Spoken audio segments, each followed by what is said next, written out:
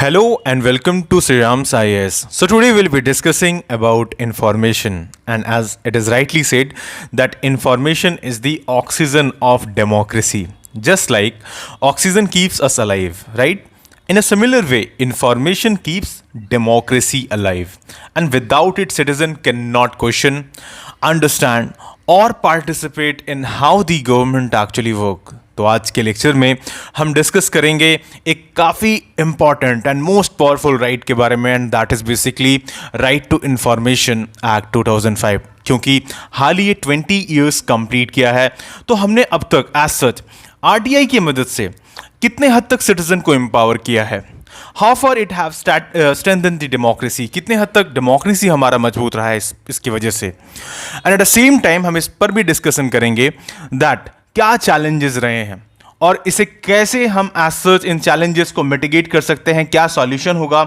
So many things to understand here, but before that a very good news for every aspirant कि हमारे श्रीराम्स IAS के जो courses हैं, खास करके जीएस फाउंडेशन के जो कोर्स हैं, आप अगर 1 साल के लिए या 2 साल के लिए ले रहे हो तो उसमें आपको फ्लैट 75,000 रुपीज़ का ऑफ मिलने वाला है।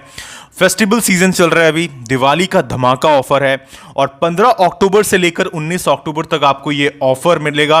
इसका लिंक आपको डिस्क्रिप्शन में मिल जाएगा। अवेल करने के लिए आप अभी लिंक पर जाकर क्लिक करिए। तो देखो, जैसा कि हमने इनिशियली डिस्कस किया कि राइट टू इन्फॉर्मेशन को 20 साल पूरे हो चुके हैं, तो ऐसे में क्वेश्चंस क्या हैं that as the RTI act marks its 20th year, it is time to reflect on how far India has advanced towards the vision envisaged in its preamble, an informed citizenry, transparency of information to contain corruption, and accountability of governments to be governed या to the governed. So basically it is about that. देखो, ये एक ऐसा right है, एक ऐसा as such आप समझ लो टूल है जो सिटीजन को पावर देता है to ask question, okay, and even demand answers from the government. It ensures that the decisions are not taken behind closed doors but in the light of transparency and accountability. And through RTI, every Indian has the strength to say that I have the right to know about how my government functions. So it truly makes democracy of the people, by the people and for the people. And that's why ये काफ़ी ज़रूरी हो जाता है हमें देखना कि आज के वक्त में एज सच आरटीआई कितने हद तक सक्सेसफुल रहा है और उसमें क्या चैलेंजेस है। लेकिन इससे पहले हम लोग आरटीआई के बारे में थोड़ा बेसिक समझ लेते हैं। So first of all let's understand the meaning of right to information. See, it means that the right of citizens to access information held by the public authorities. Now, basically it empowers people to seek details about functioning, decisions, and at the same time the spendings of government. Okay, so in simple term it makes the government transparent, accountable, and answerable to the public. Okay, so overall in simple terms we can say that it makes the government transparent, accountable, and answerable, and democracy runs best when citizens know what the government is doing. बिल्कुल बहुत ज़रूरी ये चीज़ समझना कि democracy का मतलब ही ये है कि आपके जो नागरिक हैं इनको पता हो कि आपकी सरकार क्या कर रही है, गवर्नमेंट क्या कर रही है। एंड दैट्स वाई यहाँ पर आरटीआई एक ऐसा टूल है जो यहाँ सिटीजन्स को ये मतलब समझने में मदद करता है कि सरकार कैसे चल रही है, गवर्नमेंट का फंक्शनिंग कैसे हो रहा है। ओके, एंड इसी के लिए हम लोग यहाँ पर आरटीआई एक्ट 2005 के बारे में बात करेंगे। लेकिन सबसे पहले इसके इवोल्यूशन की डिटेल्स को थोड़ा समझ लेते हैं, राइट। जैसे हम प्री इंडिपेंडेंस एरा को सबसे पहले देखते हैं। ओके, तो उस वक्त में देखो ब्रिटिश रूल था एंड जो कल्चर था वो सीक्रेसी का ज़्यादा था, एंड दैट्स वाई आपको उस वक्त में दिखता है official secret act, right, official secret act of 1923। अब जिसके तहत से क्या होता था कि जो इंफॉर्मेशन होता था वो एज सच डिस्क्लोज नहीं किया जाता था। ओके, इंफॉर्मेशन को कहीं ना कहीं लोगों के सामने नहीं रखा जाता था, it was very restricted, and the government system followed the principle of need to know. Okay, need to know rather than right to know. Okay, तो ये प्री इंडिपेंडेंस के टाइम का इस तरह का सिचुएशन था। फिर हम जैसे 1947 के बाद देखते हैं चीज़ों को, मतलब आफ्टर इंडिपेंडेंस, राइट। तो ओवरऑल देखो जो ट्रांसपेरेंसी था वो काफ़ी लिमिटेड था उस वक्त में। ओके, ट्रांसपेरेंसी लिमिटेड था। हालांकि कॉन्स्टिट्यूशन में हमें article 19 clause 1 sub clause A दिखता है। Okay, and that guarantees freedom of speech and expression. And उसके तहत से कोर्ट ने वक्त के साथ हमने ये देखा कि जो राइट टू इंफॉर्मेशन है इसको इंटरप्रेट किया under article 19 sub clause A. Actually कैसे किया, तो कुछ इंपॉर्टेंट केसेस के बारे में अगर हम बात करें तो उसमें एक फेमस केस आपको दिखता है, that is state of Uttar Pradesh, state of Uttar Pradesh versus Rajnarayan. Okay, Rajnarayan in 1975। तो इस केस में हमने क्या देखा, that the court ruled that the people have the right to know how their government works. So it linked RTI with the freedom of speech and expression. At the same time हमें एक और case का example मिलता है, and that is basically SP Gupta versus Union of India. SP Gupta, okay, versus Union of India. Okay, ये 1982 का case था। तो इसमें the court observe that the openness in government is a cornerstone of democracy. So overall इन दो cases के evidence और इस दो केसेस के एज सच इंटरप्रिटेशंस के बेसिस पर हम ये कह सकते हैं कि जो article 19 clause 1 sub clause A है ये गारंटी करता है freedom of speech and expression, at the same time it also include right to information. लेकिन राइट टू इंफॉर्मेशन अलग से एक एक्ट के जैसा कहीं ना कहीं नहीं था हमारे पास, जहां पर उससे रिलेटेड डिटेल्स नहीं थे। तो इसमें क्या हुआ कि वक्त के साथ कई सारे मूवमेंट हुए, जैसे कि मजदूर किसान शक्ति संगठन का राजस्थान में एक मूवमेंट चला था, तो वो basically village level development fund से रिलेटेड था, जहां पर उसमें ट्रांसपेरेंसी की यहां पर बात की गई थी। राइट, उसमें एक स्लोगन दिया गया था, हमारा पैसा हमारा हिसाब, our money our accounts, and that became the voice for RTI, and ultimately that led to the first local level. Okay, या फिर you can say local level पर आपका कहीं ना कहीं जो लॉ आया, उसने पहली बार हमने देखा कि जो राइट टू इंफॉर्मेशन है ये हमने राजस्थान और तमिलनाडु में आते हुए देखा 1990s के वक्त में, और फिर धीरे धीरे करके ये लेजिस्लेटिव डेवलपमेंट की तरफ में आगे बढ़ा। जैसे 1997 की बात कर लेते हैं हम।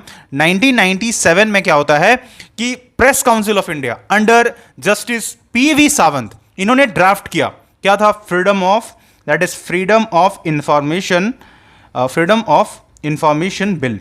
ठीक है, एंड बाद में जाके ये 2002 में हमने इसे एज सच फॉर्म होते हुए देखा। तो ये कहीं ना कहीं एज सच पहली बार freedom of information act pass होता है 2002 में।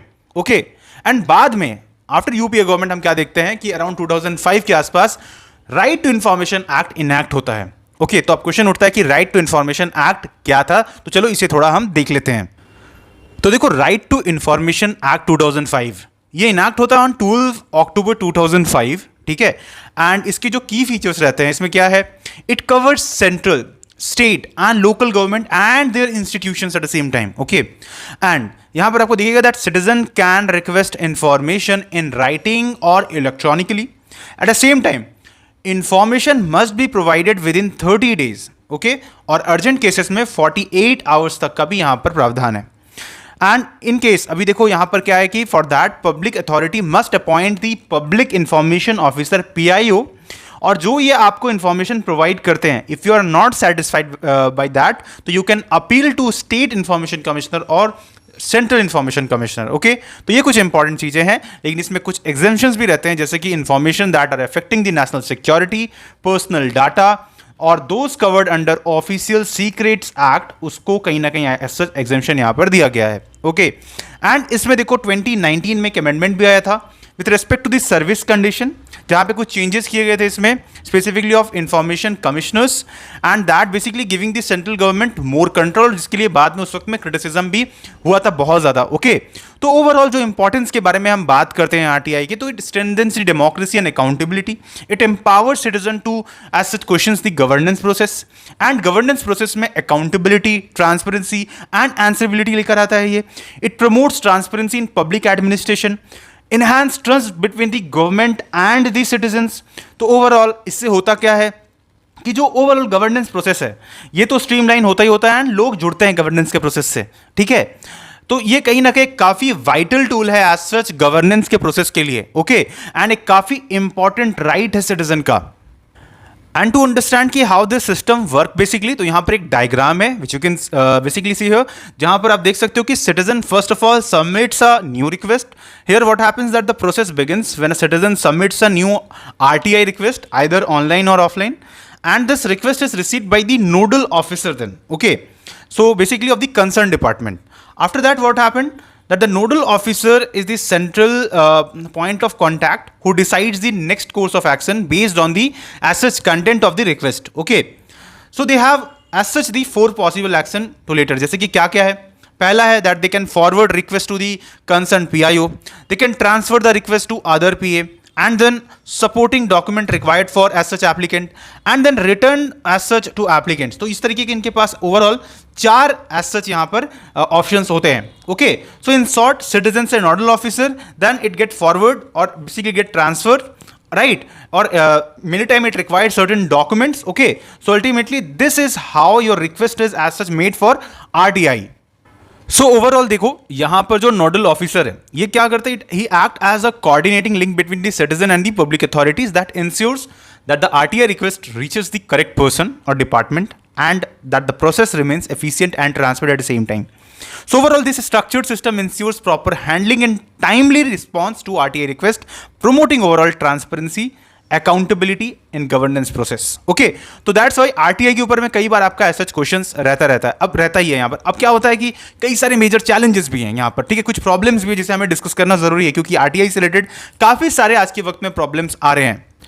तो देखो यहाँ पर आपको जो मेजर चैलेंजेस दिखते हैं जिसमें सबसे पहले क्या दिखता है, एक है आपका as such delay in disposal and case backlogs.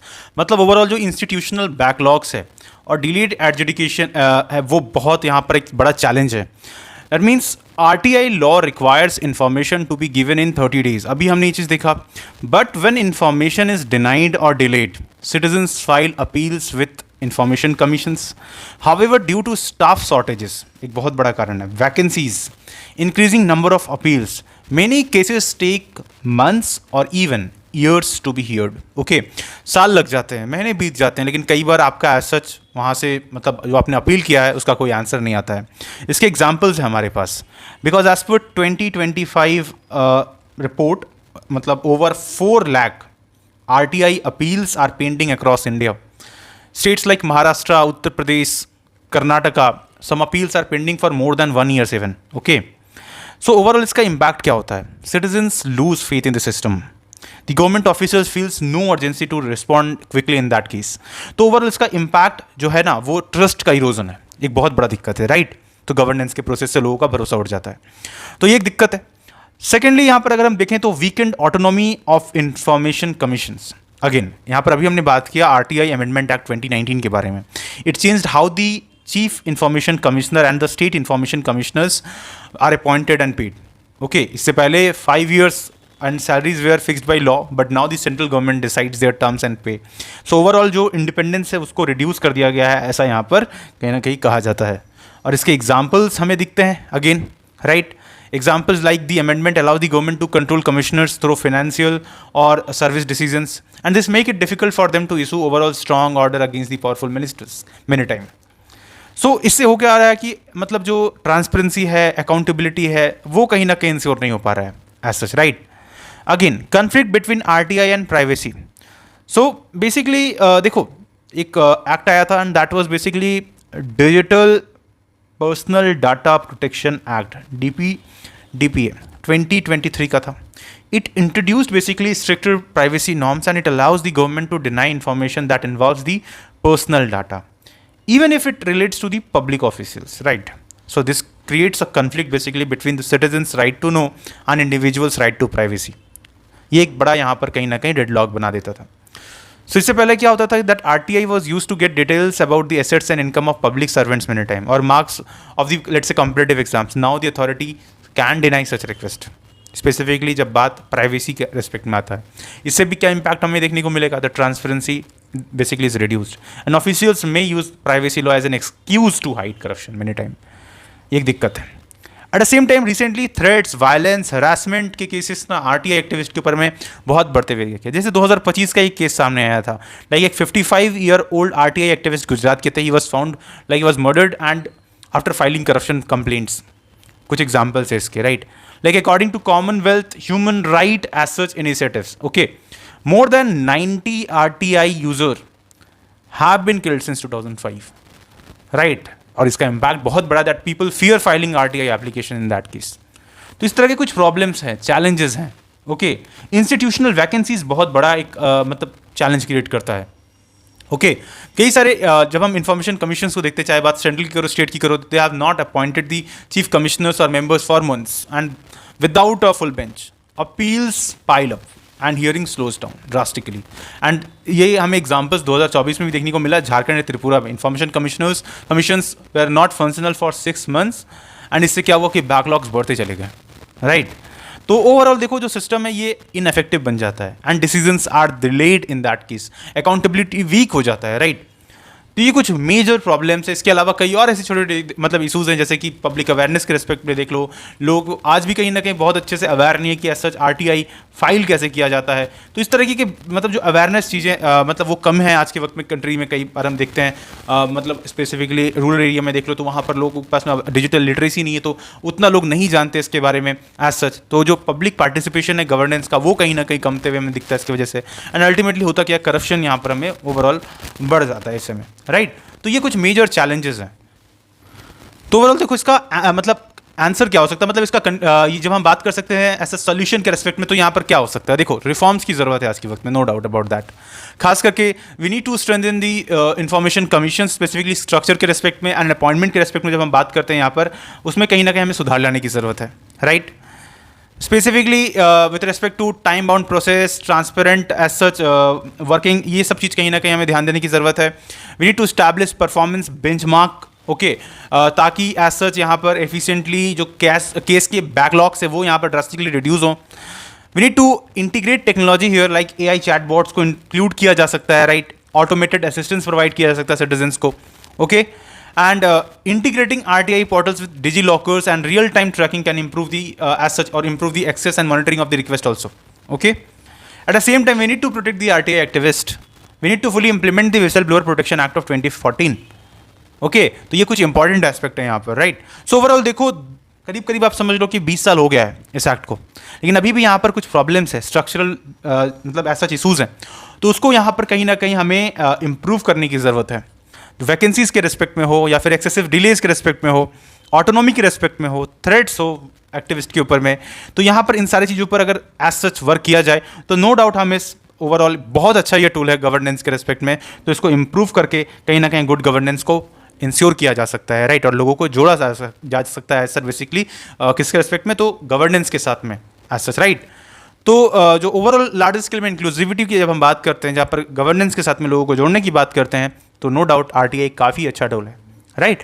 तो I hope you understood this lecture, आपको समझ में होगा ये टॉपिक काफ़ी ज़रूरी एग्जाम के लिए।